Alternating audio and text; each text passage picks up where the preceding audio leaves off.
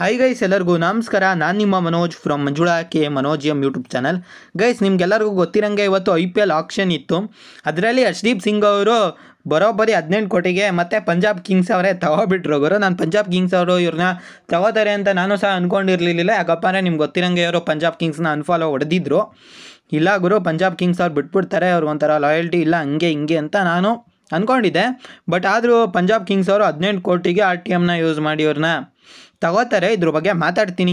ಅದಕ್ಕಿಂತ ಮುಂಚೆ ನೀವು ಇನ್ನೂ ನಮ್ಮ ಚಾನಲ್ಗೆ ಸಬ್ಸ್ಕ್ರೈಬ್ ಆಗದೆ ಹೋದರೆ ದಯವಿಟ್ಟು ಸಬ್ಸ್ಕ್ರೈಬ್ ಆಗಿ, ಜೊತೆಗೆ ಪಕ್ಕದಲ್ಲಿರುವ ಬೆಲ್ ಐಕಾನನ್ನು ಕ್ಲಿಕ್ ಮಾಡಿ. ಗೈಸ್, ಹರ್ಷದೀಪ್ ಸಿಂಗ್ ಅವರು ಸ್ಟಾರ್ಟಿಂಗ್ಗೆ ಆಕ್ಷನಿಗೆ ಬರ್ತಾರೆ ಗುರು. ಜೈಶಾ ಅವರು ಆ ಲಾಟ್ನೇ ಎತ್ತುತ್ತಾರೆ. ಇವ್ರು ಸೆಟ್ 1ಅಲ್ಲೇ ಇರ್ತಾರೆ. ಸ್ಟಾರ್ಟಿಂಗು 2 ಕೋಟಿಗೆ ನೋಡ್ತೀನಿ ಗುರು, ಯಾರು ಬಿಡ್ ಎತ್ತುತ್ತಾನೆ ಇಲ್ಲ. ಆಮೇಲೆ CSK ಅವ್ರು ಎತ್ತುತ್ತಾರೆ. ಆಮೇಲೆ ಹಂಗೆ ನಮ್ಮ DC ಅಂಕಲ್ ಇದ್ದಾರಲ್ಲ ಗುರು, ಅವ್ರು ಎಲ್ಲ ಪ್ರೈಸ್ನು ರೈಸ್ ಮಾಡ್ತಾನೆ ಇರ್ತಾರೆ. ಅವ್ರು ಕಂಡ್ರೆ ಪ್ಲೇಯರ್ಸ್ಗೊಂಥರ ಹೆವಿ ಇಷ್ಟ, ಯಾಕಂದರೆ ಅವ್ರು ಪ್ರೈಸ್ ಜಾಸ್ತಿ ಮಾಡ್ತಾ ಇರ್ತಾರೆ.